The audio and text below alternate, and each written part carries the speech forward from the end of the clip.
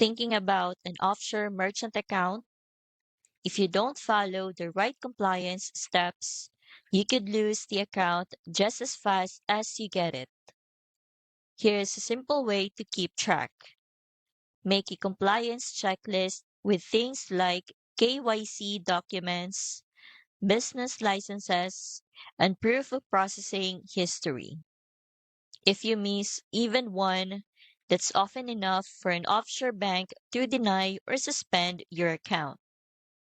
Offshore accounts can approve high risk businesses when domestic banks won't, but they also come with stricter compliance rules. Missing paperwork, unclear business models, or inconsistent records can all trigger account closures. That's why it's critical to stay organized and make sure every requirement is documented before you submit an application. With EasyPay Direct, you don't have to guess.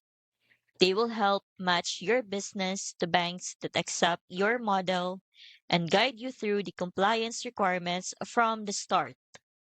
I've linked EasyPay Direct in the description so you can check it out.